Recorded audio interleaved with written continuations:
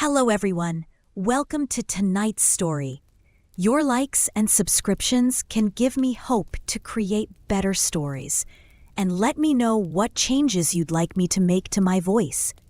All right, now let's get to tonight's story.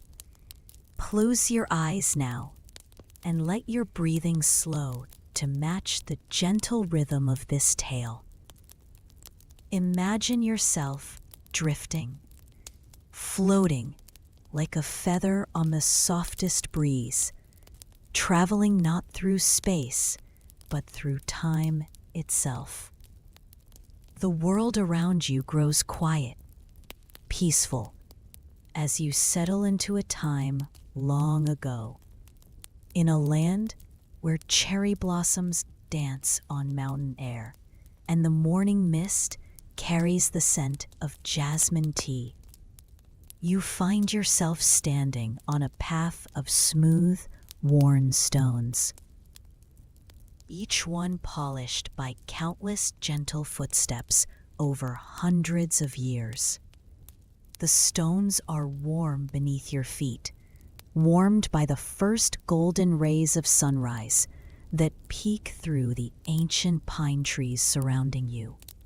This is the village of Asagiri, which means morning mist, and it sits nestled in a valley so beautiful it seems painted by the gentlest brushstrokes of a master artist. The year is 1185, during what history would remember as the Kamakura period, a time when Japan was just beginning to settle into the peaceful rhythms that would define feudal life for centuries to come. But you don't need to worry about the complexities of politics or the harsh realities of medieval life. Instead, you're experiencing a Japan that exists in the gentle space between dreams and memory, where every detail has been softened by time and kindness. The village spreads before you like pages from an illuminated manuscript. Wooden houses with curved tile roofs sit peacefully along narrow streams that babble and whisper as they flow toward the distant rice fields. Each house is built with such care and attention that they seem to have grown naturally from the earth itself. The wood is aged to a soft silver gray, and paper screens glow warmly from within, lit by the gentle flames of oil lamps that flicker like fireflies in the growing dawn. You notice that your clothes have changed without you realizing it. Gone are the fabrics and fashions of your modern world. Instead, you wear a simple, comfortable kimono made of the softest cotton, dyed in gentle shades of indigo blue that remind you of twilight skies. The fabric moves with you like water, never restricting, always flowing.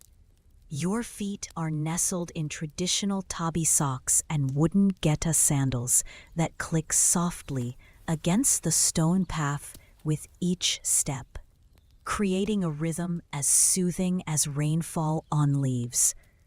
As you walk deeper into the village, you realize how different this world is from anything you've known, and yet how peacefully you seem to belong here. The morning air is so clean and fresh, it seems to cleanse your lungs with each breath. There are no mechanical sounds, no engines or electronics, just the gentle symphony of nature and human life in harmony. Birds call to each other from bamboo groves, their songs clear and sweet. A rooster announces tea. The first person you meet is an elderly woman named Oba-san, which simply means grandmother, though you sense she is grandmother to the entire village rather than just her own family. She kneels beside a small garden, tending to vegetables, with hands that move like they're performing a slow, meditative dance. Her back is bent with many years of such gentle labor, and her hair is silver white, pulled back in a simple style that speaks of practicality and grace. She looks up as you approach, and her eyes crinkle with a warmth that immediately makes you feel welcome, though you realize with a start that you cannot speak her language, nor she yours. In your modern world, this would be a barrier, a source of frustration and anxiety. But here, in this gentle version of feudal Japan, communication flows like water finding its path. Her smile tells you everything you need to know. Her gestures, as she indicates the vegetables and then the sunrise, speak of gratitude for the earth's bounty and the gift of another day. You kneel beside her, and she shows you how to tend the small cucumber plants, how to gently guide their vines toward bamboo supports, how to cup your hand to offer them water from a wooden dipper. Her movements are so slow and purposeful that they seem like meditation. There is no rush here, no schedule to keep. Time moves differently in this world, measured not by clocks, but by the sun's journey across the sky, by the rhythm of seasons, by the ancient patterns of planting and harvest. As you work beside her in comfortable silence, you begin to understand one of the first reasons why your modern self might struggle in feudal Japan. The pace of life here requires a kind of patience that your contemporary world has nearly forgotten. Everything happens in its own time. The vegetables grow when they're ready to grow. The sun rises when it rises. People move through their days like dancers performing a centuries-old choreography. Each step deliberate and meaningful. In your world, you might feel anxious about being productive, about accomplishing tasks, about moving efficiently from one thing to the next. But here, productivity means something entirely different. It means being present with what you're doing, offering your full attention to the cucumber plant, to the feel of soil between your fingers, to the way morning light gradually warms your shoulders. This is not inefficiency. This is a different kind of wisdom, one that understands that rushing through life means missing life itself. The grandmother notices your initial restlessness, the way your body wants to move faster, to accomplish more in less time. Without words, she guides you to slow down even further. She shows you how to breathe with the rhythm of your work, how to let your movements flow like water rather than forcing them like machinery. Under her gentle guidance, you feel your nervous system beginning to calm, your heartbeat slowing to match the peaceful pulse of this ancient world. After what feels like a perfect eternity of gardening, she invites you to join her for morning tea. You follow her to a small pavilion beside her house, where she has arranged everything for the tea ceremony, with the kind of attention to beauty that your world reserves only for special occasions. But here, you realize every moment is special enough to deserve beauty. The tea bowls are simple clay, but each one has been chosen and placed with care. The bamboo whisk gleams in the morning light. The water bubbles gently in an iron kettle that must be generations old. She prepares the tea with movements so fluid they seem like poetry written in the air. Each gesture has purpose and grace. She heats the bowl, measures the bright green matcha powder, adds the hot water, and whisks it into a frothy jade cloud. The sound of the whisk against the bowl is rhythmic and hypnotic.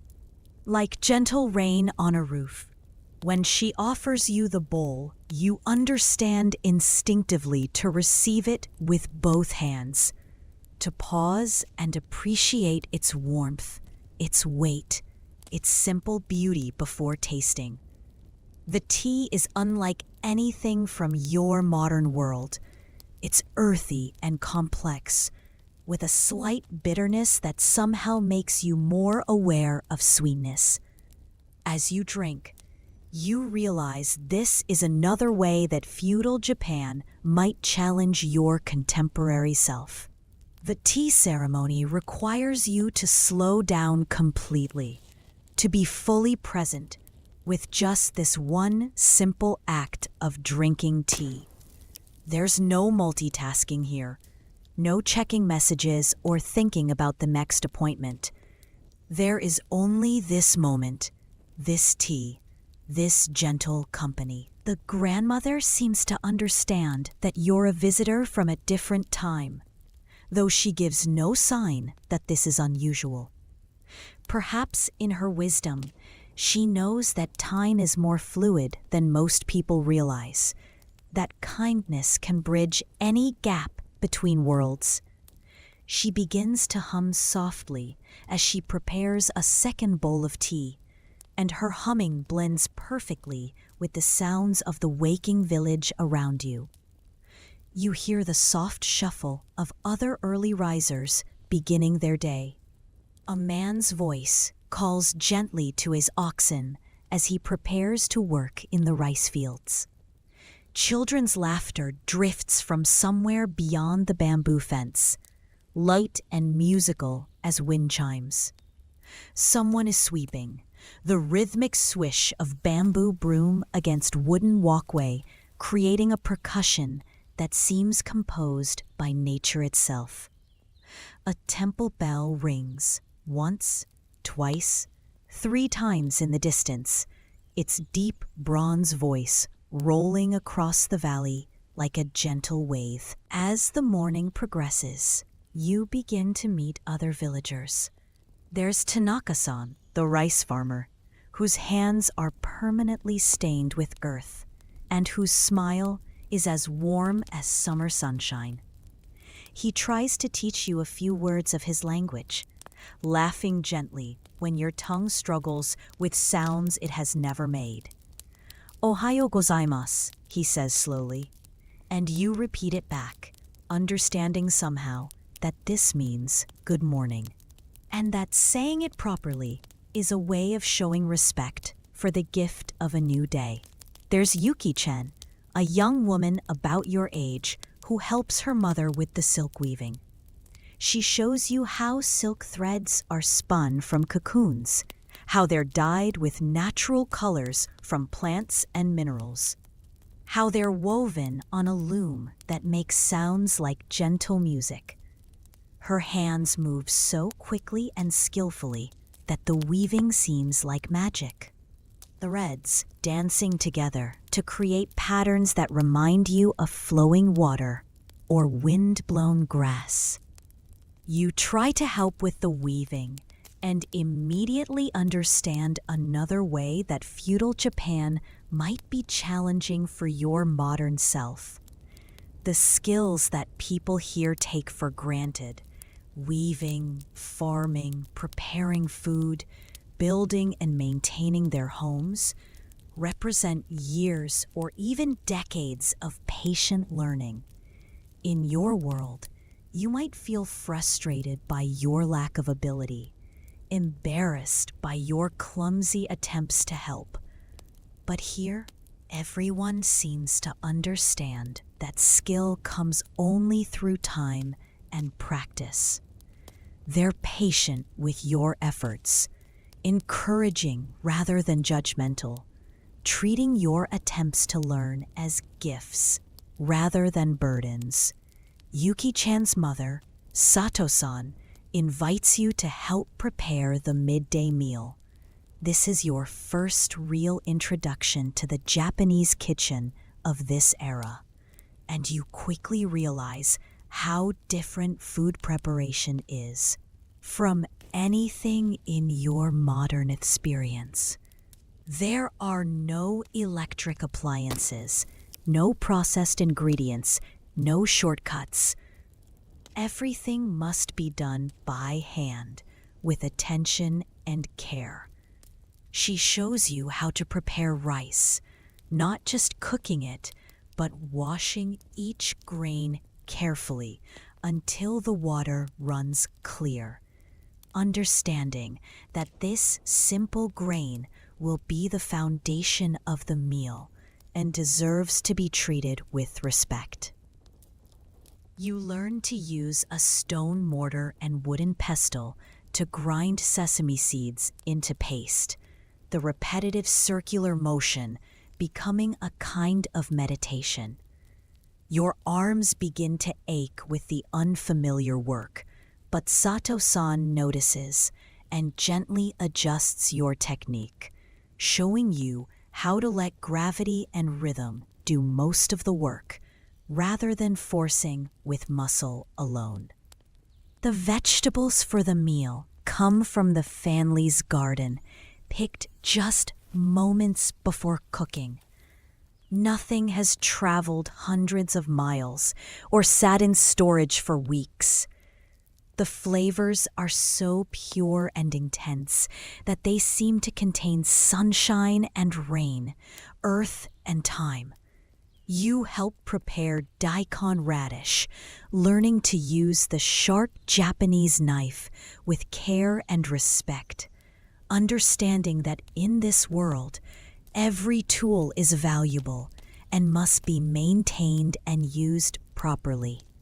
As you work alongside Sato-san, you began to understand how deeply connected life is in feudal Japan. The food comes from soil that generations of this family have tended. The cooking fire burns wood from trees that grew in the valley. The water comes from springs that have flowed through these mountains for thousands of years. Nothing is separate from anything else. Everything is part of an interconnected web of relationships that includes people, plants, animals, earth. This interconnectedness extends to the human relationships as well. You realize that in this village, everyone knows everyone else, not just as acquaintances, but as essential parts of a living community. When someone needs help, others appear without being asked. When someone celebrates, the whole village shares the joy. When someone grieves, the whole village grieves together. There is no anonymity here, no way to disappear into a crowd or live without affecting and being affected by others. For your modern self, this might feel overwhelming at first. You're used to privacy, to being able to retreat into your own space when you need solitude. Here, you're always part of the community, always visible, always connected. But as the day progresses, you begin to feel how supportive this interconnection can be. You're never truly alone, never without help when you need it, never without people who care about your well-being. The afternoon brings new lessons and gentle challenges. You're invited to help with various tasks around the village, each one teaching you something about this different way of life. You help carry water from the well, using wooden buckets suspended from a pole that requires you to balance and move with careful coordination. You assist with feeding the chickens, learning that even this simple task has its own rhythm and technique. You help gather firewood, discovering how to select pieces that will burn cleanly and efficiently.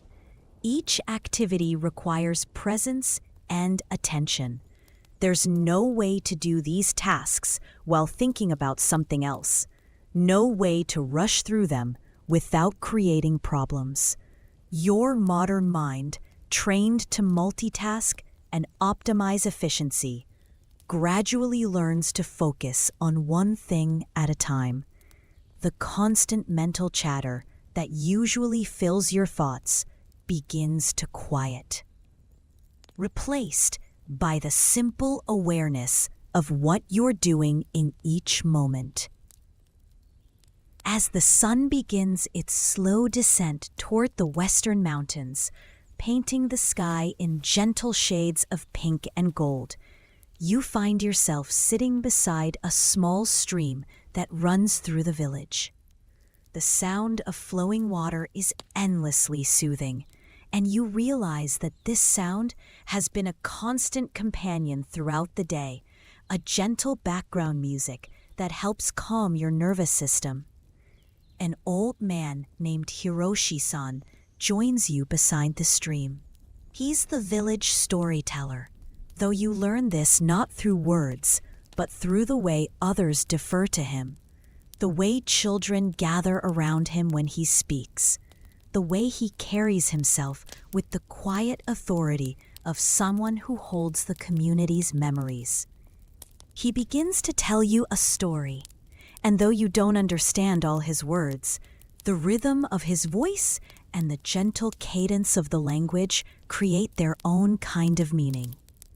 It's a story about the mountain spirits who protect the valley, about the dragon who sleeps beneath the lake and sends gentle rains when the crops need water, about the ancient pine tree that has watched over the village for 1,000 years. As he speaks, you realize that in feudal Japan, stories serve a different purpose than entertainment. They're ways of understanding the world, of connecting human life to the larger patterns of nature and cosmos. They're repositories of wisdom, passed down through generations, teaching people how to live in harmony with their environment and with each other. The story washes over you like gentle waves, and you feel your body relaxing completely for the first time since you arrived in this ancient world. Your breathing deepens and slows. Your heartbeat settles into the peaceful rhythm of someone completely at rest. The tensions and anxieties of modern life seem to drain away like water flowing downstream. As darkness begins to settle over the valley, oil lamps begin to appear in windows throughout the village. The warm light is so different from electric lighting, softer, more golden, more alive somehow. Fireflies begin their nightly dance in the rice fields, tiny stars reflected in the flooded paddies. The air fills with the evening songs of insects and frogs, a natural symphony that seems designed to lull the world to sleep. You realize that in feudal Japan, the rhythm of human life follows the rhythm of the natural world much more closely than in your modern times. People wake with the sun and sleep with the darkness. They eat foods that grow in their season, work with the weather rather than against it, and understand themselves as part of the natural world rather than separate from it. This connection to natural rhythms would require a major adjustment for your contemporary self. Accustomed to artificial lighting that allows you to stay active long after sunset, to heating and cooling that maintains the same temperature regardless of season, to foods that are available year-round regardless of when or where they naturally grow. But here, Surrounded by the gentle sounds of evening in feudal Japan, you begin to feel how peaceful this natural rhythm can be. There's no fighting against your body's desire to rest when darkness falls. No forcing yourself to stay alert with caffeine or bright screens. Instead, you simply allow yourself to settle into the ancient pattern of waking and sleeping that humans have followed for thousands of years. A village grows quiet as families gather for their evening meals. You're invited to share rice and vegetables with Sato-san's family, eating by the light of a single oil lamp that casts dancing shadows on the paper screens.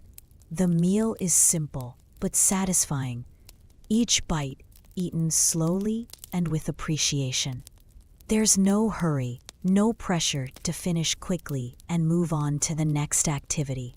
Eating itself is the activity, worthy of full attention and gratitude. After dinner, the family sits together in comfortable companionship. The children listen to their grandfather tell stories. The adults mend clothing or work on small crafts by lamplight. No one seems bored or restless. Everyone appears content with the simple pleasures of family, firelight, and the peaceful end of a good day.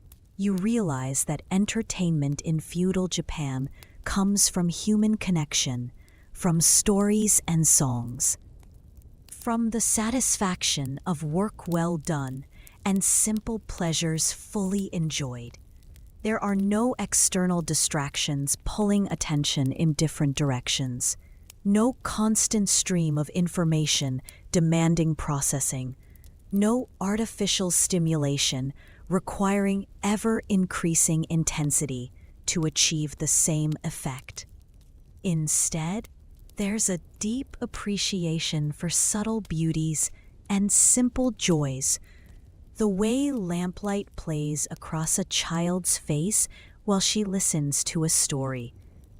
The sound of rain beginning to fall gently on the roof. The warmth of tea shared with people you care about. The satisfaction of going to sleep, knowing that the day was well lived.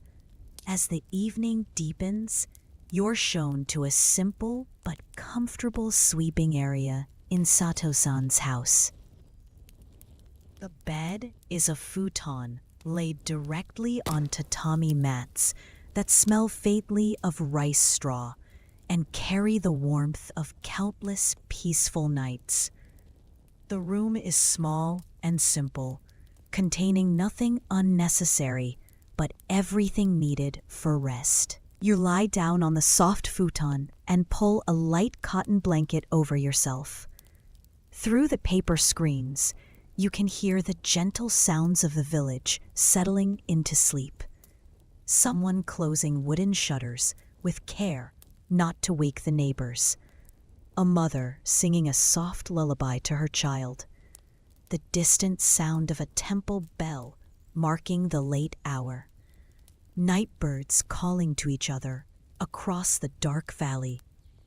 Your body feels tired in a good way. Tired from useful work and gentle movement rather than from stress and overstimulation. Your mind feels clear and quiet, free from the constant planning and worrying that usually accompany your thoughts. You realize that this first day in feudal Japan has taught you about a completely different way of being in the world. Slower, more connected, more present, more peaceful. As sleep begins to claim you, you understand that while your modern self might indeed struggle with many aspects of life in feudal Japan, the physical demands, the different skills required, the constant community connection, the slower pace, there's also something here that your contemporary world has lost. A deep peace that comes from living in harmony with natural rhythms, from being fully present with whatever you're doing, from understanding yourself as part of a web of relationships that includes all of life. The last thing you hear before drifting into the deepest, most restful sleep you've experienced in years is the gentle sound of the stream flowing past the village, carrying today's water toward tomorrow's rice fields, following the same path it has followed for thousands of years, patient and persistent and peacefully eternal. In your dreams, you continue to exist in this gentle version of feudal Japan, where every challenge is softened by kindness, every difficulty made manageable through community support, and every moment contains the possibility of simple, profound peace. Chapter 2: The Peaceful Arts of Daily Survival. The second day in the village of Asagiri begins before dawn, not with the harsh jolt of an alarm, but with the gentle progression from dreams to waking that comes naturally when your body follows the rhythms of the earth. You become aware of subtle changes in the quality of darkness outside the paper screens, the way night sounds gradually give way to the first tentative bird songs of approaching morning. Your modern mind might expect to feel disoriented, waking in such a different world, but instead you feel remarkably rested. The futon beneath you seems to have perfectly supported your body through the night, and the air in the room carries the clean freshness that comes from living without artificial heating, cooling, or chemical pollutants. Your breathing is deep and even, your heartbeat calm and steady. As consciousness fully returns, you realize that today will introduce you to what might be called the gentle arts of survival in feudal Japan. These are not the dramatic survival skills of adventure stories, but the quiet, essential practices that allow a community to sustain itself through the changing seasons, year after peaceful year. The first art you'll learn is the art of water.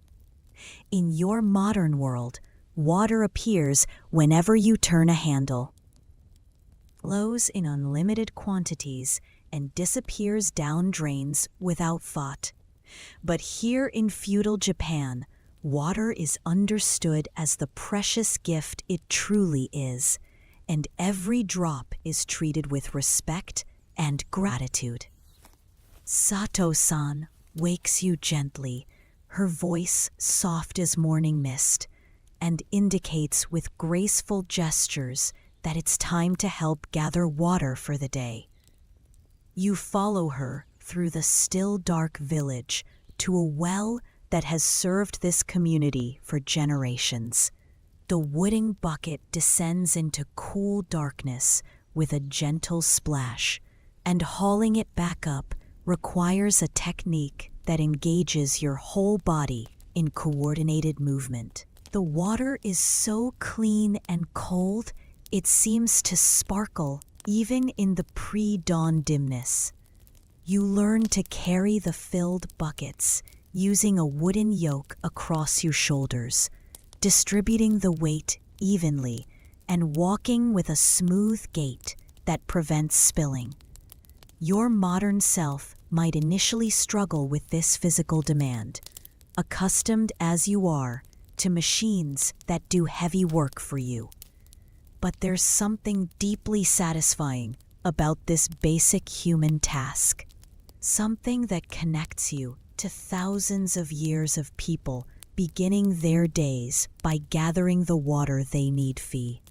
As you walk back and forth between the well and the house, more villagers emerge to begin their own water gathering. Everyone moves with the same careful efficiency, the same respect for this essential resource. Children who are barely old enough to walk carry tiny buckets, learning from their earliest years that water is precious and that everyone in the community contributes according to their ability. The water you gather will serve many purposes throughout the day. Some will be heated for tea and cooking. Some will be used for cleaning rice and vegetables. Some will water the garden plants. Some will be used for washing clothes and bodies. Nothing is wasted. Even the water used for cleaning vegetables will later nourish the garden. Even the water that cools the rice will be drunk or used for cleaning. The cycle is complete and sustainable in ways your modern world has forgotten how to achieve. After water gathering comes the art of fire, equally essential and equally requiring skill and attention. You join Hiroshi-san, the elder storyteller, who also serves as the village's keeper of fire wisdom. He shows you how to build cooking fires that burn cleanly and efficiently, using only the amount of wood necessary and arranging it in patterns that allow air to flow properly. Fire in feudal Japan is not something you create casually with the flick of a lighter or the turn of a knob. It requires patience, skill, and respect. You learn to prepare tinder from dried grasses and pine needles, to arrange kindling in careful structures, to add larger wood gradually as the fire grows strong enough to accept it. Your modern hands, soft from a life without such physical work, begin to show small scratches and calluses. But somehow, this feels like earning an honest badge of competence rather than injury. The process of building and maintaining fire becomes a kind of meditation. You must pay attention to the color of the flames, the sound of the burning wood, the direction of the wind that might affect how the fire draws air. You learn to read the fire's needs and respond to them, keeping it burning steadily without waste, understanding that this fire will cook the food that nourishes the community and warm the water that cleanses and comforts. As the morning fire catches and settles into its steady burning rhythm, you realize how different your relationship to energy is here compared to your modern world. There, energy seems unlimited and invisible. Electricity flows from wall outlets, gasoline powers engines, heating and cooling appear automatically. Here, every bit of energy must be carefully gathered, respectfully used, and gratefully acknowledged. The wood for today's fire was cut and split and dried through months of work. The tree it came from grew for decades before being harvested. Nothing is taken for granted. This mindful relationship to resources extends to the third art you learn today, the art of food preparation. You join the women of the village as they begin preparing the day's meals, and immediately discover how different cooking is when every ingredient comes directly from the earth, and every technique requires human hands and patient time. The rice that will anchor today's meals must first be carefully washed, grain by grain, until the water runs clear. This process takes time and attention, but it's not boring or tedious. Instead, it becomes a kind of active meditation, your hands moving rhythmically through the cool water, feeling each grain, removing any small stones or imperfect pieces. The repetitive motion is soothing to your nervous system, and the complete focus required quiets the mental chatter that usually fills your thoughts. Vegetables must be cleaned and prepared with equal care. You learn to use the traditional Japanese knives, which are sharper and require more skill than anything in your modern kitchen. The blade must be held at exactly the right angle, moved with precise control, respected as the valuable tool it is. Each cut is deliberate and purposeful, wasting nothing, creating pieces that are not just functional, but beautiful. Your modern self might initially feel frustrated by how long everything takes.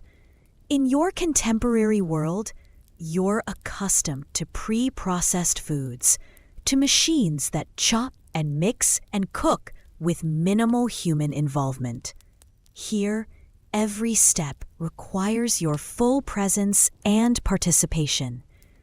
But as the morning progresses, you begin to appreciate how this slower pace allows you to really connect with your food, to understand and appreciate what you're eating in ways that fast food and processed meals never allow.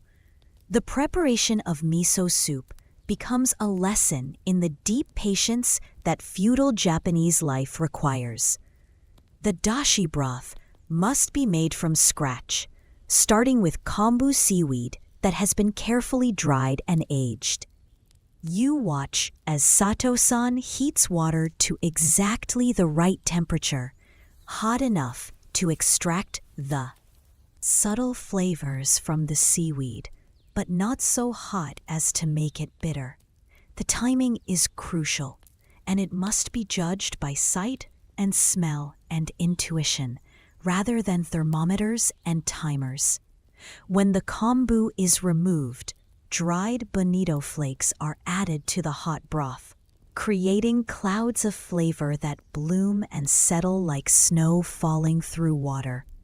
The flakes must steep for exactly the right amount of time, then be strained out through a fine bamboo strainer, leaving behind a broth that is clear and golden and carries the essential taste of the sea.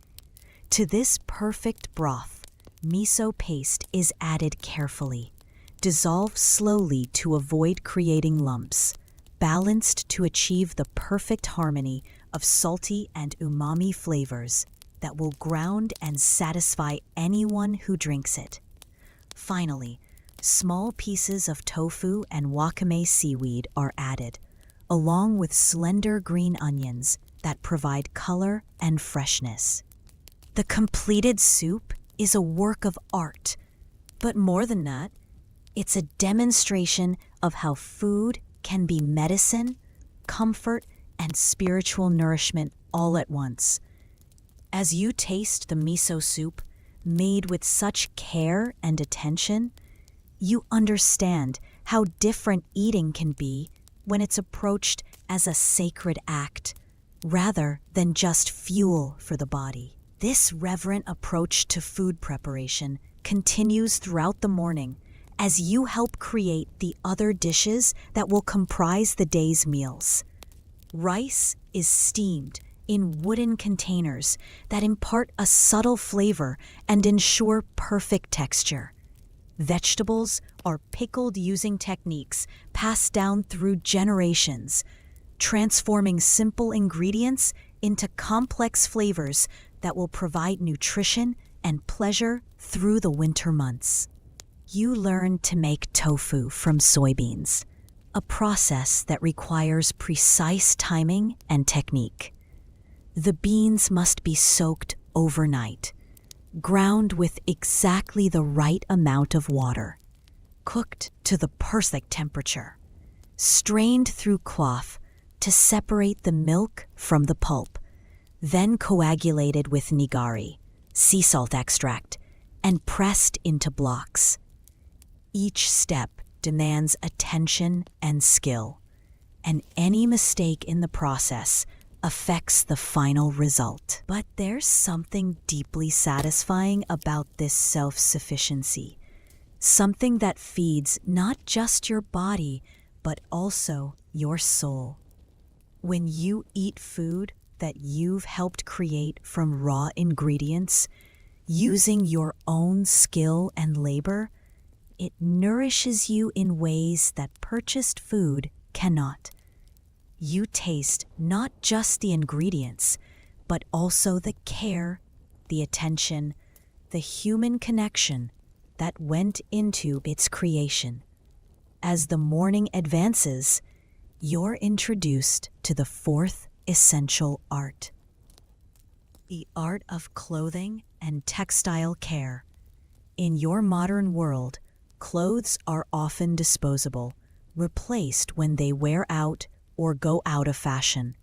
Here, every piece of fabric is precious, created through months of work, from the raising of silkworms or the growing and processing of plant fibers to the spinning, dyeing, weaving, and sewing that transform raw materials into functional and beautiful garments. Yuki-chan, the young weaver you met yesterday, takes you to see the silkworms that are the source of the village's most precious textile.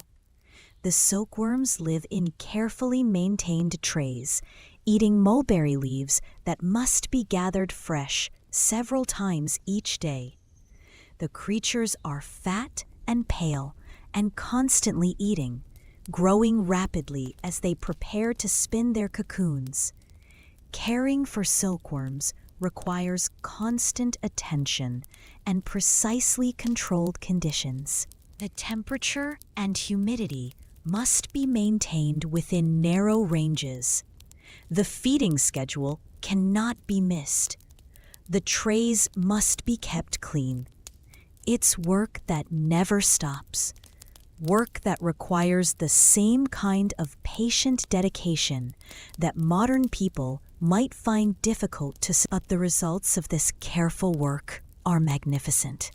When the silkworms finally spin their cocoons, they create silk thread of incredible fineness and strength. The cocoons must be harvested at exactly the right time, then processed through techniques that transform the continuous filament into thread that can be woven into fabric of unparalleled beauty and durability.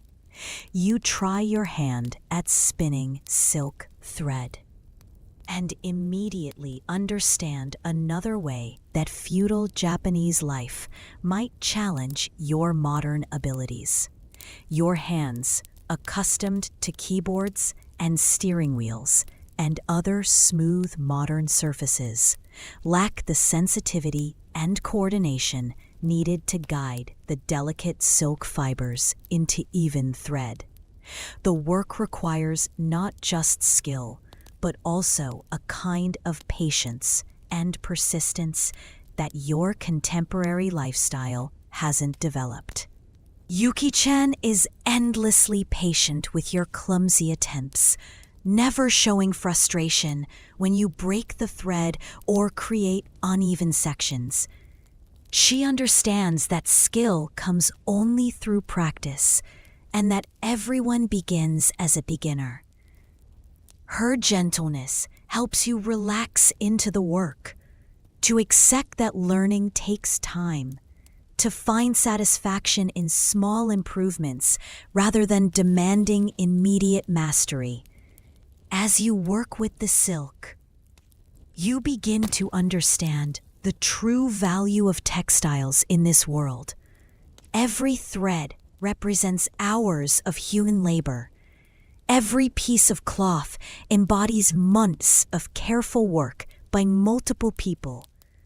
When you wear a silk kimono, you're wearing not just fabric, but also the dedication and skill of silkworm tenders, spinners, dyers, weavers, and seamstresses.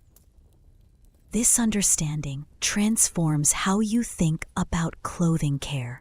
When fabric is so precious, you naturally want to treat it with respect. Clothes are mended rather than discarded, cleaned carefully to preserve their beauty and extend their life, stored properly to prevent damage from insects or moisture. What might seem like excessive fussiness in your modern world reveals itself as appropriate respect for human labor and natural resources. The afternoon brings instruction in another essential art, the art of preservation. In a world without refrigeration, without canned goods, without global supply chains that provide fresh food year-round, the ability to preserve food through seasons when it's not available fresh is literally a matter of life and death. You learn to make pickled vegetables, a process that transforms simple ingredients into complex flavors while preserving nutrition through the winter months. Cabbage becomes kimchi through careful fermentation. Radishes become pickles through brining techniques perfected over generations. Even flowers and young tree leaves can be preserved and transformed into delicacies that provide variety in the diet. The pickling process requires understanding of fermentation, of salt ratios, of timing and temperature control. Too little salt and the vegetables will spoil rather than pickle. Too much salt and they become inedible. Too warm and fermentation happens too quickly, creating undesirable flavors. Too cool and fermentation may not happen at all. Success requires knowledge, experience, and careful attention to subtle signs and changes. Your modern self might find this level of food safety responsibility overwhelming. In your contemporary world, food preservation is handled by industrial processes and government inspections. Here, the health of your family and community depends on your skill and knowledge. There are no backup systems, no safety nets, no way to call for takeout if you make mistakes. But there's also a deep satisfaction in mastering these essential skills. When you successfully create beautiful, delicious pickled vegetables that will provide nutrition and pleasure through the dark months of winter, you experience a sense of accomplishment that's difficult to achieve in the modern world. You've literally contributed to your community's survival and well-being through your own knowledge and labor. As evening approaches, you participate in one more essential art, the art of community maintenance. In feudal Japan, there is no separate class of repair specialists, no calling someone when things break. Everyone must know how to maintain and repair the tools and structures that make life possible.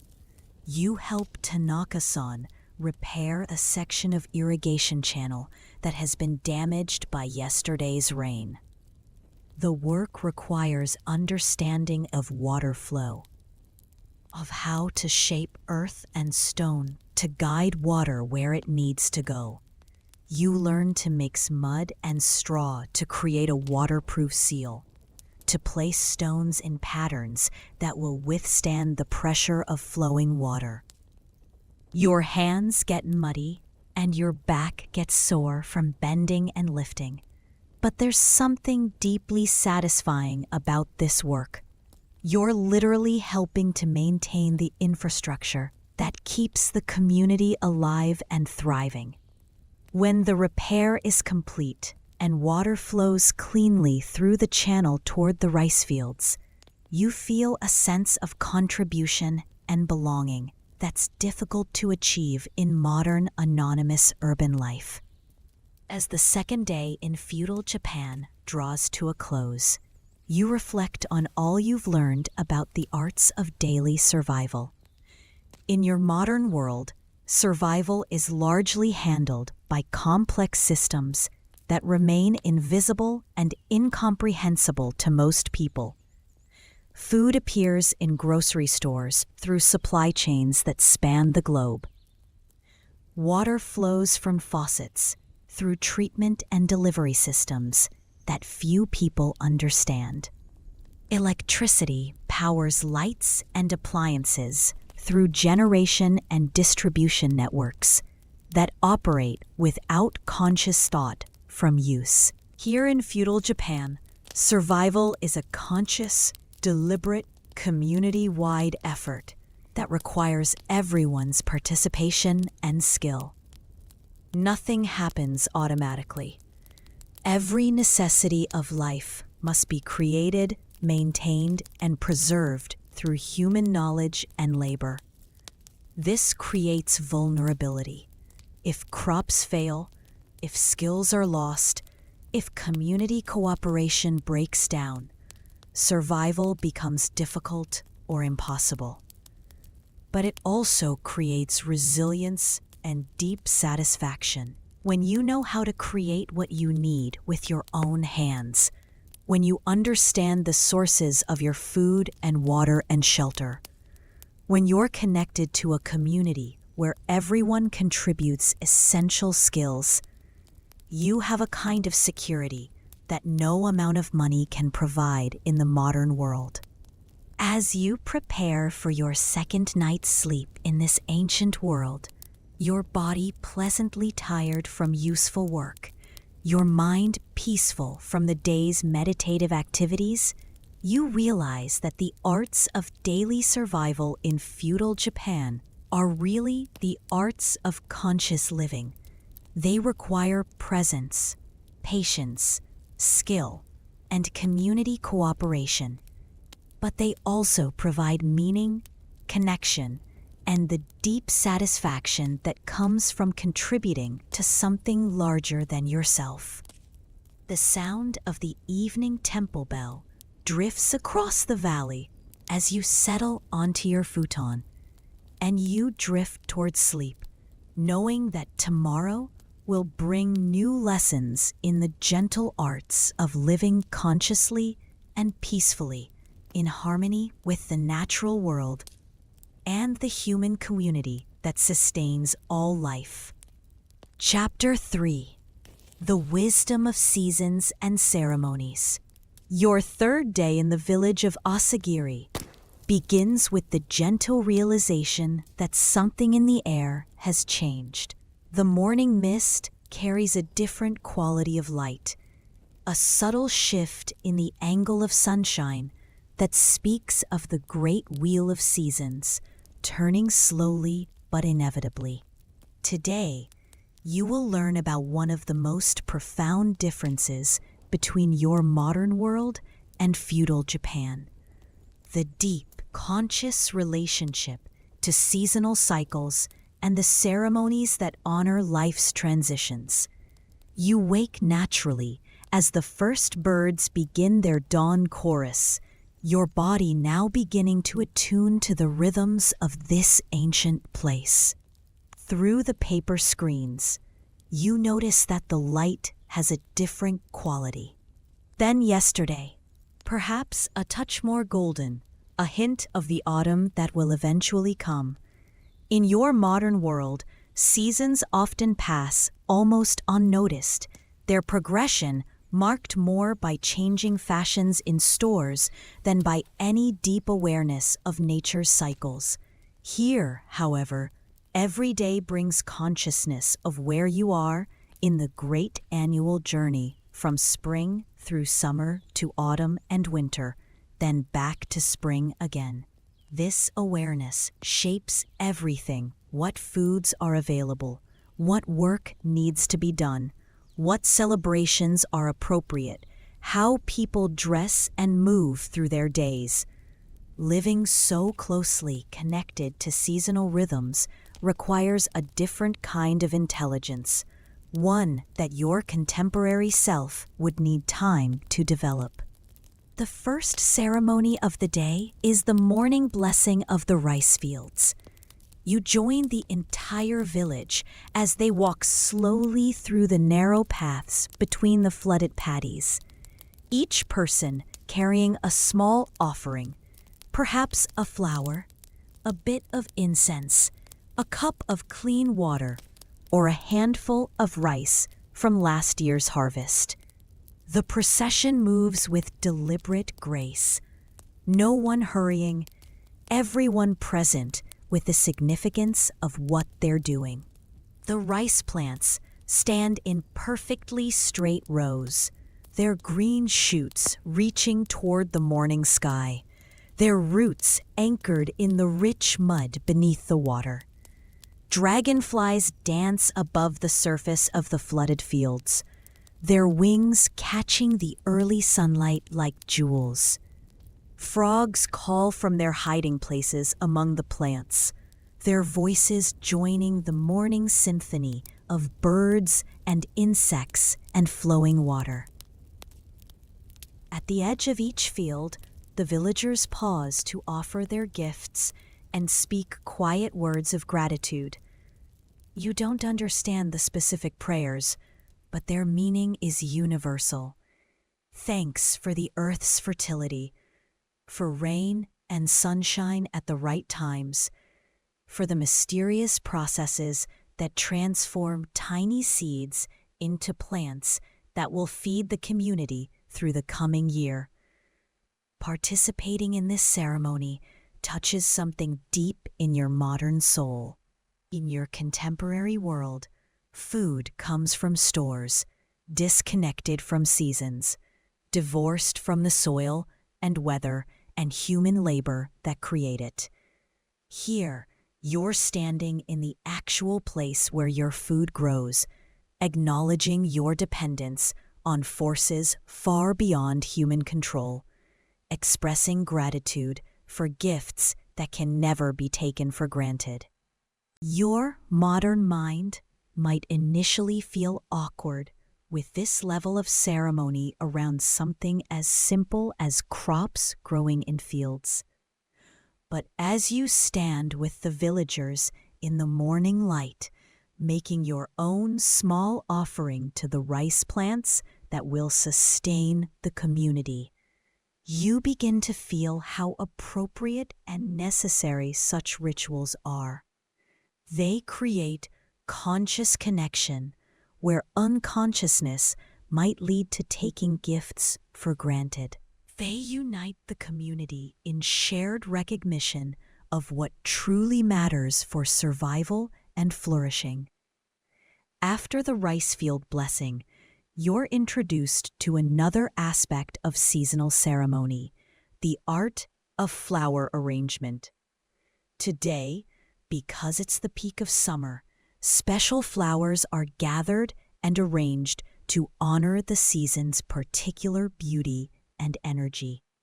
You join several village women as they walk through mountain meadows, selecting blossoms with the same care and attention that you've learned to recognize in all aspects of life here. The flower gathering is not random or hurried. Each woman looks carefully at available blossoms, considering not just their beauty, but also their symbolic meaning, their stage of blooming, their relationship to other flowers that might be combined with them in arrangements. Some flowers are chosen for their vibrant color, others for their subtle fragrance, still others for the graceful way their stems and leaves move in arrangements. You try to participate in the selection process, but quickly realize that this too is a skill requiring knowledge and sensitivity that your modern life hasn't developed. In your contemporary world, flowers are often decorations purchased from stores, chosen primarily for their visual appeal, arranged in vases without much thought to deeper meanings or seasonal appropriateness. Here, flower arrangement is a spiritual practice, a way of bringing the beauty and energy of the natural world into human spaces in ways that honor both the flowers and the seasons they represent. The women teach you to look at each blossom with real attention, to consider its individual character and how it might contribute to the harmony of a larger arrangement. The elderly woman who leads the flower gathering, Kojima-san, shows you how to cut stems at exactly the right angle and length, how to immediately place them in cool water to preserve their freshness, how to handle delicate petals without damaging them. Her movements are so practiced and graceful that they seem like a slow dance, each gesture flowing naturally into the next. Back in the village, you participate in creating the flower arrangements that will grace the community's ceremonial spaces for today's celebrations. The process is meditative and deeply satisfying, requiring you to slow down completely and focus on the subtle relationships between colors, shapes, and textures. You learn that in Japanese flower arrangement, empty space is as important as filled space, that asymmetry often creates more dynamic beauty than perfect balance, that the goal is not to impose human ideas of beauty on natural materials, but rather to reveal and celebrate the inherent beauty that already exists in each flower, each leaf, each gracefully curved stem. Creating these arrangements requires a kind of patience and sensitivity that your modern lifestyle rarely develops. In your contemporary world, you're accustomed to immediate results, to being able to purchase beauty rather than creating it, to decorating spaces quickly and efficiently. Here, beauty emerges slowly through careful attention and respect for natural materials, and the process of creation is as important as the final result. As morning progresses toward midday, you discover that today's ceremonies will include special food preparation, dishes that are made only for seasonal celebrations, using ingredients that are at their peak of flavor and nutrition right now. This introduces you to another profound difference between modern and feudal Japanese life, the deep connection between food and seasons. In your contemporary world, most foods are available year-round through global supply chains and industrial preservation methods. You can eat strawberries in winter, pumpkins in spring, foods from any climate at any time. While this provides variety and convenience, it also disconnects you from the natural rhythms that once shaped human life. Here, food is intimately connected to seasons. What you eat depends on what's growing now, what's been preserved from earlier seasons, what the mountain forests and streams provide at this particular time of year. This creates anticipation and appreciation for foods when they're in season, and it connects eating to the larger cycles of natural abundance and scarcity. Today's special dishes celebrate summer's particular gifts. You help prepare a soup made from fresh bamboo shoots that are available only for a few weeks each year. The shoots must be harvested at exactly the right stage of growth. Too young and they're bitter. Too old and they're tough. They must be prepared carefully to remove natural toxins, then cooked in ways that preserve their delicate flavor and crisp texture. The process of preparing bamboo shoots teaches you another important lesson about feudal Japanese life. the necessity of specialized knowledge for safe food preparation.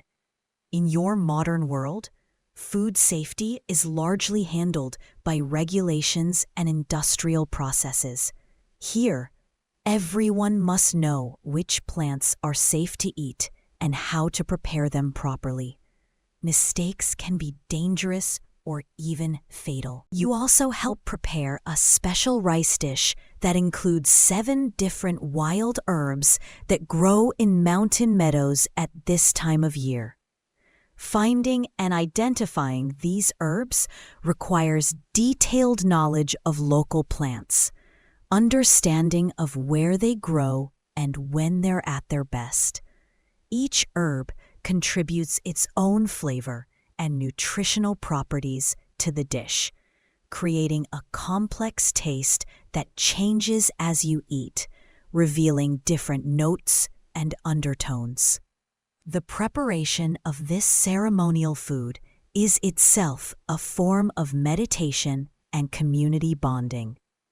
Everyone works together, sharing knowledge and skills, telling stories about past celebrations, teaching younger people the traditions that keep the community connected to its history and to the land that sustains it. As you work alongside the village women, grinding herbs with stone mortars, carefully cleaning rice grain by grain, tending cooking fires that must be maintained at exactly the right temperature, you realize how different cooking can be when it's approached as ceremony rather than mere fuel preparation.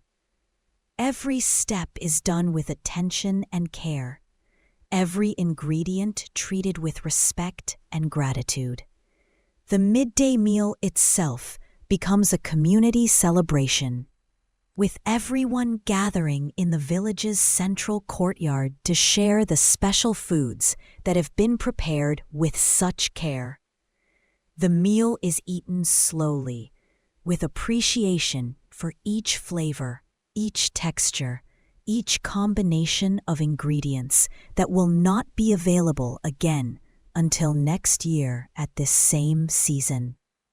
During the meal, Hiroshi-san tells stories about the meanings of the foods being eaten, about the plant spirits that are honored through proper preparation and grateful consumption, about the ancestors who first learned to identify and prepare these seasonal delicacies. The stories connect the community to its history and to the land, creating continuity between past and present, between human culture and natural cycles. After the ceremonial meal, the afternoon brings another important seasonal activity, the preparation of preserved foods for winter. Even though winter is still months away, the peak of summer is the time to begin preserving the abundance that nature provides now for the leaner times that will inevitably come.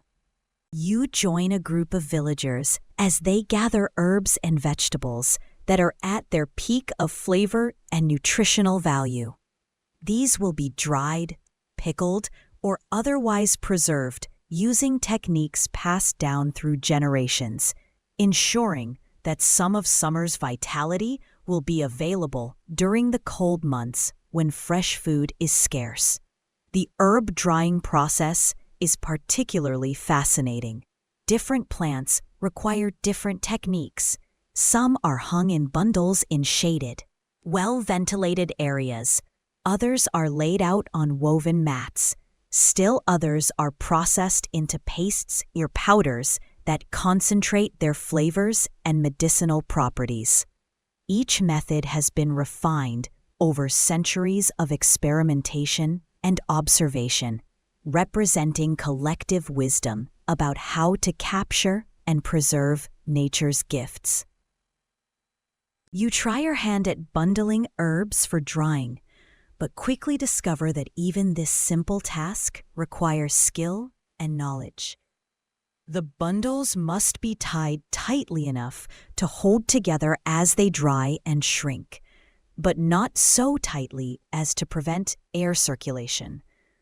They must be the right size to dry evenly without molding. The timing of harvest affects the final quality.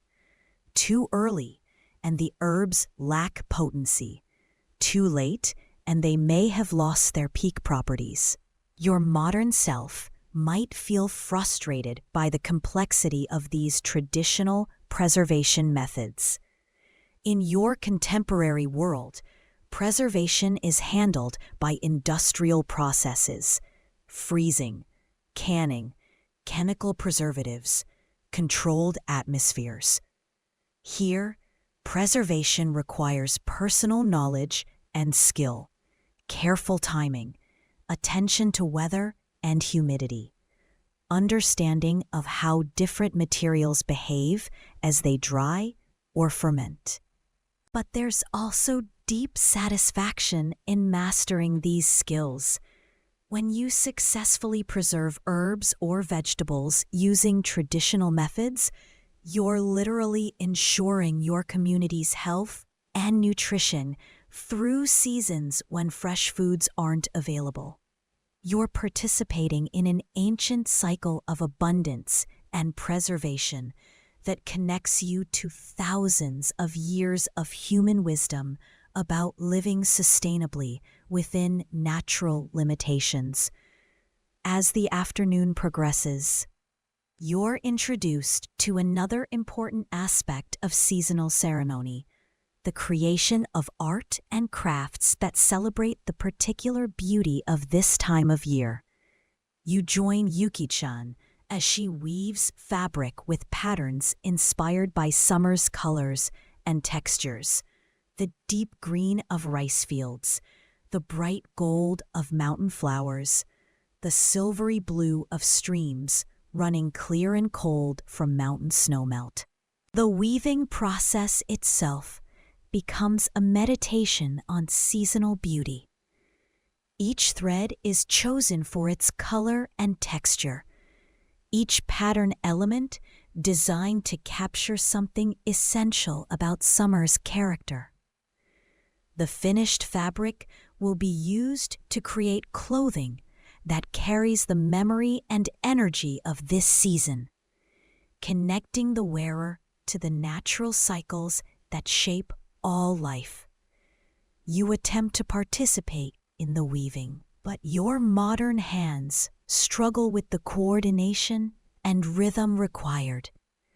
The work demands a kind of patience and persistence that your contemporary lifestyle hasn't developed. Every mistake in tension or pattern affects the final fabric, and there's no way to hurry the process without creating problems. Yuki-chan is endlessly patient with your attempts, understanding that skill comes only through practice and that everyone begins as a beginner. Her gentleness helps you relax into the work, to find satisfaction in small improvements rather than demanding immediate mastery. You begin to understand that in feudal Japan, learning is a lifelong process, and there's no shame in being inexperienced as long as you're willing to try and to learn from those with greater skill. As evening approaches, the day's ceremonies culminate in a community celebration that brings together all the elements you've experienced: gratitude for the season's gifts, appreciation for community cooperation, artistic expression that honors natural beauty, shared food that connects everyone to the land and to each other. The celebration takes place in the village's central courtyard, illuminated by paper lanterns that cast warm, dancing light on the gathered faces. Musicians play traditional instruments, bamboo flutes that sound like wind through mountain forests, drums that echo the heartbeat of the earth, stringed instruments that sing like flowing water. The music is unlike anything in your modern world. It's not performed for passive consumption, but rather emerges from the community itself, with different people contributing according to their abilities and inspiration. Some play instruments, others sing, still others dance or simply listen with deep attention. Everyone participates in their own way, creating a collective expression of joy and gratitude. You find yourself drawn into the celebration despite having no experience with these traditional arts. The music seems to invite participation rather than demanding perfection, and the community welcomes your attempts to clap along or move with the rhythm. There's no pressure to perform correctly, only encouragement to join in the shared expression of seasonal celebration. As you participate in the evening's festivities, the celebration continues late into the evening, but it never becomes wild or excessive. There's a natural rhythm to the festivities, a gradual crescendo of energy, followed by a gentle settling into peaceful conclusion. People know intuitively when it's time to let the celebration wind down, when it's time to return to the quiet rhythms of daily life. As the evening draws to a close, the community gathers for a final ceremony of gratitude and blessing. Everyone joins hands in a large circle that encompasses the entire village courtyard, creating a physical representation of the connections that bind the community together and to the land that sustains them. In the center of the circle, a small fire burns in a bronze brazier, its flames dancing in the night air like prayers made visible. Each person in the circle speaks briefly, offering thanks for the day's experiences, for the season's gifts, for the community's support and cooperation. The words are simple but heartfelt, creating a collective expression of gratitude that seems to rise like incense into the star-filled sky.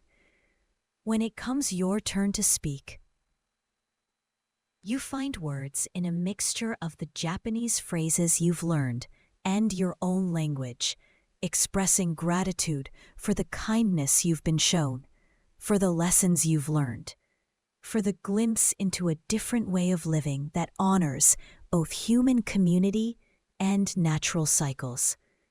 Your words are received with warmth and understanding, even when the exact meanings aren't clear.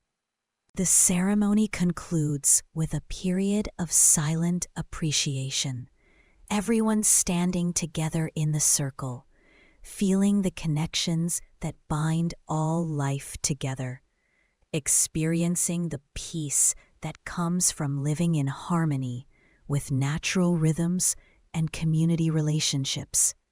The silence is not empty, but full of presence, full of gratitude, full of the deep contentment that comes from participating fully in life's ceremonies and celebrations.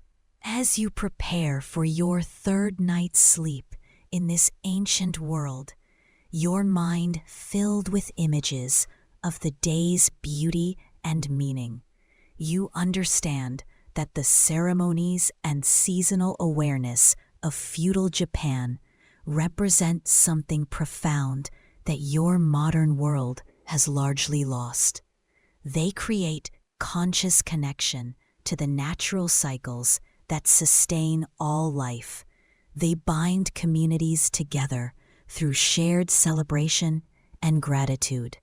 They transform daily activity in your contemporary world. Seasons often pass unmarked, except by changes in weather. Celebrations are often commercial events, disconnected from natural cycles or community relationships. Art and entertainment, are often passive experiences created by others for your consumption rather than emerging from your own participation and creativity. Here in feudal Japan, every season brings appropriate ceremonies. Every ceremony strengthens community bonds. Every celebration connects human life to the larger patterns of natural abundance and renewal. Living this way requires a different kind of consciousness, one that your modern self would need time to develop, but one that offers profound rewards in terms of meaning, connection, and peace. The sound of night insects singing in the rice fields lulls you towards sleep, and you drift off, knowing that tomorrow will bring new lessons in the gentle art of living consciously within the great cycles that govern all existence, finding joy and meaning in the simple recognition of humanity's place within the vast, interconnected web of life. Chapter 4: The Gentle Return and Eternal Lessons. Your fourth and final day in the village of Asagiri dawns with a quality of light that seems different from all the previous mornings. Perhaps it's your eyes that have changed, grown more sensitive to subtle variations in the way sunshine filters through bamboo leaves and paper screens. Perhaps it's your heart that has opened to perceive beauty in the simplest moments. Or perhaps time itself moves differently here, allowing each dawn to carry its own unique gift of awareness and peace. You wake naturally, as you have learned to do in this place, where artificial lighting doesn't extend the day beyond its natural boundaries. Your body feels rested in a way that goes deeper than mere physical recuperation. Something in your nervous system has shifted during these days of living slowly, of working with your hands, of breathing clean air. Today, you sense will be about integration and understanding. It will be about gathering the lessons you've learned and weaving them into a wisdom that you can carry with you, even when this magical sojourn in feudal Japan comes to its gentle end. It will be about recognizing what this experience has taught you about different ways of being human, different relationships to time and community and the natural world. Sato-san greets you as she has each morning, with warm eyes and gentle gestures that convey more than words could express. But today, she seems to understand that something is completing itself, that your time in her world is drawing to a close. There's a quality of blessing in her presence, as if she's offering you something to take with you on whatever journey awaits beyond this peaceful valley. The morning begins with one final lesson in the art of presence. You join her in the garden, where you first learn to tend plants with meditative attention. But now, instead of focusing on the practical tasks of watering and weeding, she shows you how to simply be with the plants, how to appreciate their quiet existence, their patient growth, their graceful response to sun and rain and the changing seasons. You sit quietly among the cucumber vines and tomato plants, learning to perceive their subtle energies, their contentment with simply being what they are, growing according to their nature, offering their gifts without attachment or anxiety. In your modern world, you rarely take time for such pure appreciation. Life moves too quickly, demands too much attention, offers too many distractions from the simple miracle of existence itself. Here, in the soft morning light, surrounded by plants that seem to embody peaceful acceptance of their place in the world, you begin to understand one of the deepest lessons that feudal Japan has to offer. It's not just about different technologies or social systems or ways of organizing daily life. It's about a fundamentally different relationship to being itself, more patient, more accepting, more attuned to subtle beauties and simple pleasures. Your modern self lives in constant forward motion, always planning the next activity, anticipating future challenges, reviewing past successes and failures. Here, you've learned to inhabit the present moment more fully, to find complete satisfaction in whatever you're doing right now, whether it's washing rice or weaving silk, or simply sitting quietly among growing plants. This shift in temporal awareness represents perhaps the most challenging adjustment that your contemporary self would need to make in feudal Japan. The modern world trains you to maximize efficiency, to multitask, to squeeze more activity into every available moment. Here, effectiveness comes from doing one thing at a time with complete attention, from allowing each activity to unfold in its natural timing, from understanding that rushing often reduces rather than improves results. As the morning progresses, you're invited to participate in one final ceremony, one that seems designed to honor the learning you've received and prepare you for whatever transitions lie ahead. It's a tea ceremony, but not the elaborate formal version that your modern knowledge might expect. Instead, it's a simple, heartfelt sharing of tea and presence between people who have come to care for each other despite speaking different languages and coming from different worlds. Hiroshi-san, the village elder and storyteller, prepares the tea with the same graceful attention you've learned to recognize in all activities here. Every gesture is deliberate and meaningful, but there's nothing stiff or artificial about the formality.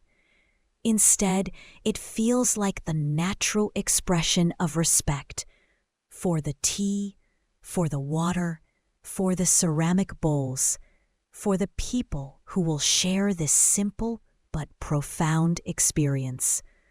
As you receive your bowl of tea, the tea itself is different from anything you've tasted in your modern world.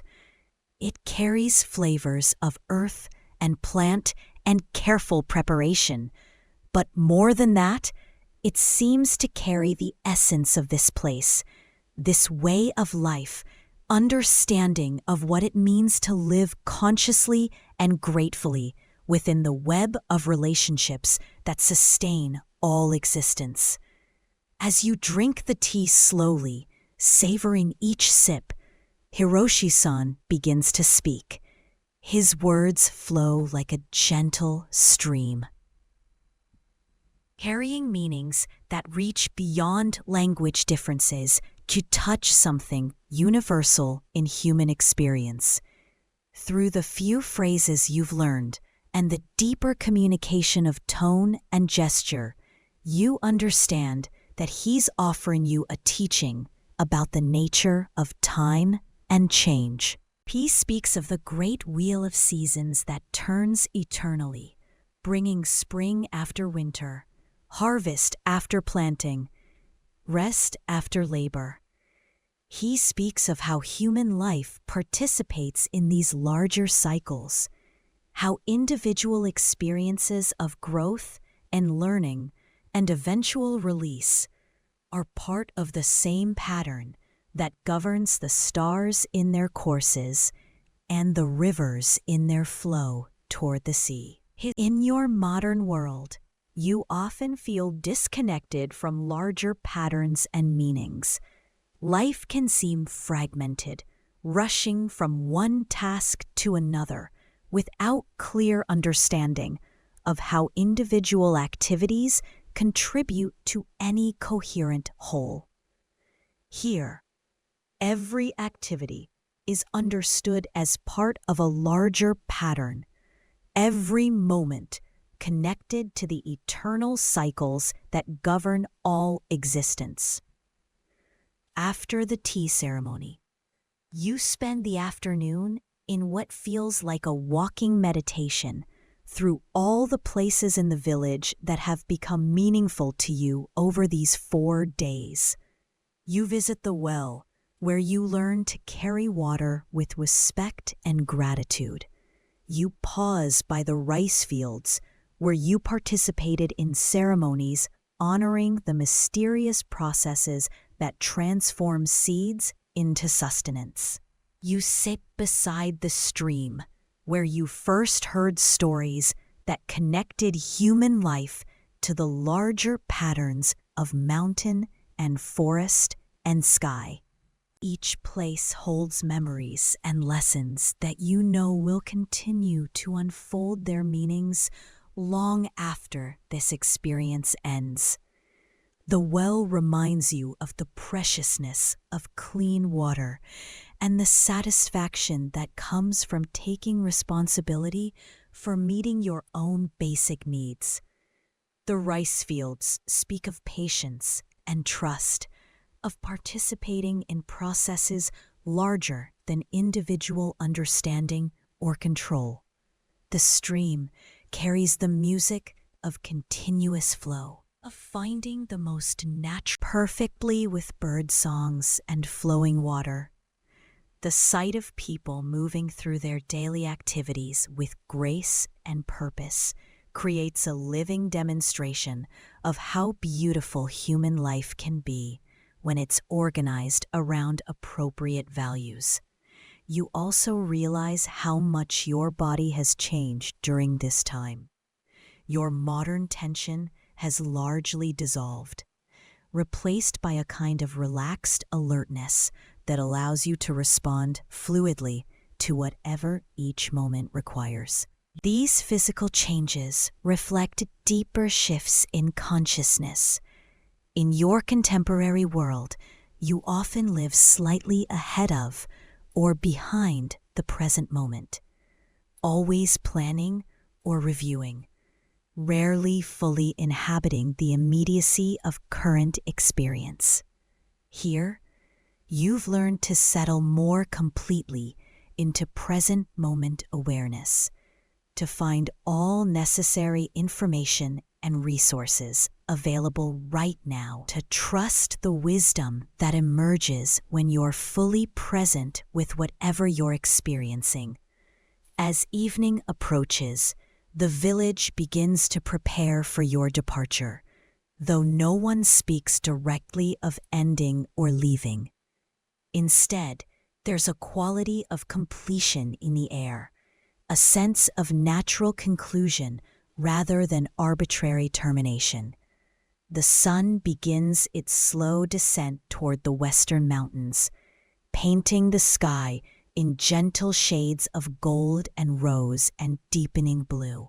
You're invited to join the entire village for one final shared meal, a feast that celebrates not just your presence among them, but also the eternal cycles of meeting and parting that characterize all relationships in the flowing world of impermanence. The food is prepared with even more than the usual care and attention, each dish representing the village's gift to you, their way of sharing their culture and wisdom through the universal language of nourishment. The meal includes many of the foods you've helped to prepare during your stay. Rice grown in the village fields, vegetables tended in the family gardens, tea whisked with meditative attention, pickled delicacies that will preserve summer's abundance through winter's lean months. Each bite carries memories of learning and cooperation, of hands working together, of the satisfaction that comes from participating directly in the creation of what sustains life. During the meal, various villagers offer you small gifts to carry with you. Sato-san presents you with a small ceramic tea bowl, simple but perfectly proportioned, carrying the memory of shared ceremonies and quiet appreciation. Yuki-chan offers a piece of silk fabric that she wove herself, its colors echoing the seasonal beauty you've experienced together.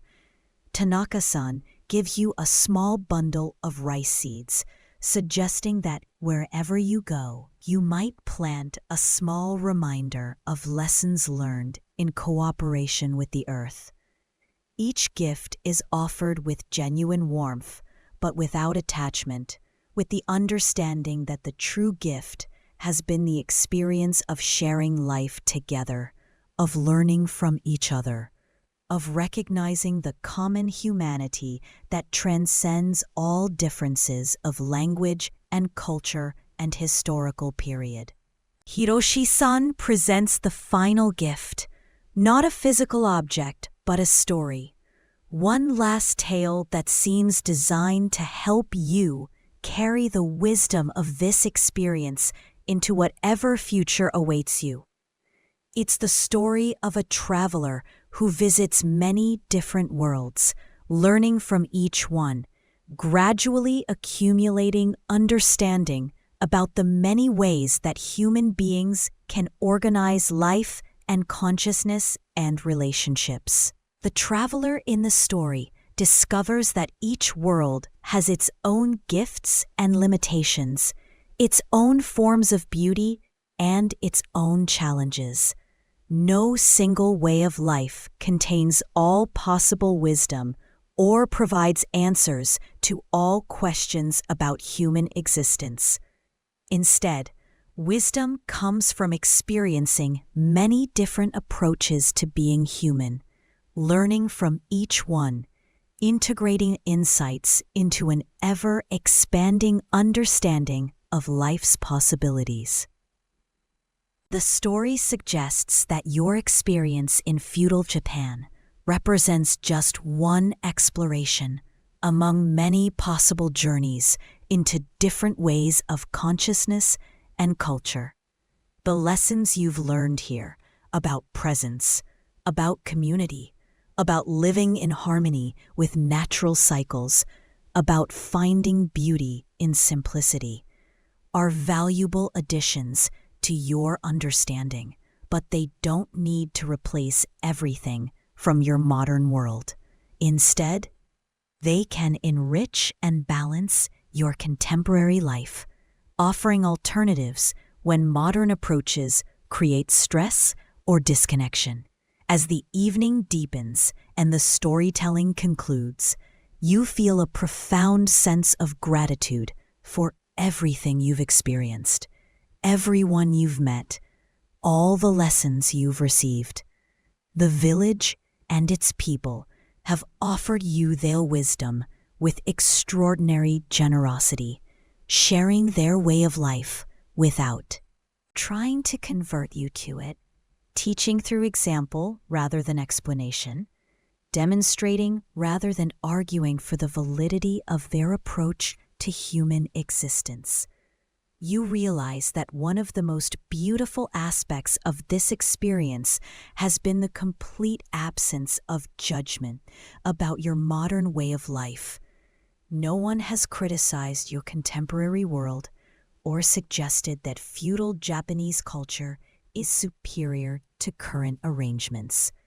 Instead, they've simply shared their approach to being human, allowing you to experience its gifts and limitations firsthand, trusting you to integrate whatever seems valuable and leave aside whatever doesn't serve your particular path. This generosity of spirit represents perhaps the deepest teaching you'll carry from this experience. In your modern world, discussions of different lifestyles and values often become argumentative, with people defending their choices and criticizing alternatives. Here, you've experienced a different approach, one that honors the validity of multiple ways of being human, while still maintaining commitment to particular values and practices. As the time comes to say goodbye, there are no dramatic farewells or emotional scenes. Instead, there's a quality of natural completion, like the end of a beautiful piece of music, or the settling of still water after a stone has been thrown into its depths. The villagers express their appreciation for your presence among them, their gratitude for the opportunity to share their way of life with someone from a different world. You find yourself able to express your own gratitude in a mixture of the Japanese phrases you've learned and the universal language of bowing, of pressing palms together, of looking into eyes with appreciation and respect. The words seem less important than the feeling behind them, the recognition of gifts received and connections made that transcend the boundaries of language and time. As you prepare to leave the village, walking back along the stone path where your journey began, you carry with you more than memories and lessons. You carry a felt sense of different possibilities for human existence, a body knowledge of what it means to live more slowly and more consciously, a heart understanding of how beautiful life becomes when it's organized around presence and community and reverence for the natural world. The evening mist begins to rise from the rice fields as you walk away from Asagiri, the village of morning mist. The familiar sounds of flowing water and evening birds and temple bells accompany your departure, creating a gentle soundtrack for this transition from one world to another. You realize that you're not really leaving this place behind. Instead, you're carrying its essence with you, integrated into your understanding of what human life can be when it's lived with wisdom and care. As you reach the place where your journey began, you turn back once more to see the village settling into peaceful sleep. Paper screens glow warmly with lamplight. Families gather for evening conversations. The eternal cycles of daily life continue their ancient patterns, sustained by the same values and practices that have nourished human communities for thousands of years. You understand now that while you might not literally survive a day in actual feudal Japan, with its physical demands, its required skills, its social complexities, you have discovered something perhaps more important. You've learned that the human spirit can adapt and find meaning and beauty in radically different circumstances, that consciousness itself is more flexible and resilient than you might have imagined. More significantly, you've discovered that your modern world, for all its conveniences and opportunities, represents just one possible approach to organizing human life. There are other ways of being human that emphasize different values, create different relationships to time and community and the natural world, offer different forms of satisfaction and meaning. As you drift back toward your own time and place, carried by the same gentle current that brought you to the village of Asagiri, you carry within you the seeds of different possibilities, You know now what it feels like to live at the pace of natural cycles, to find deep satisfaction in simple tasks performed with attention and care, to be supported by a community where everyone contributes essential skills and wisdom.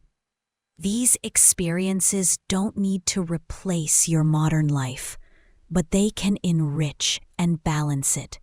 They can remind you to slow down sometimes, to appreciate simple pleasures, to seek deeper connections with the people and places that sustain your existence.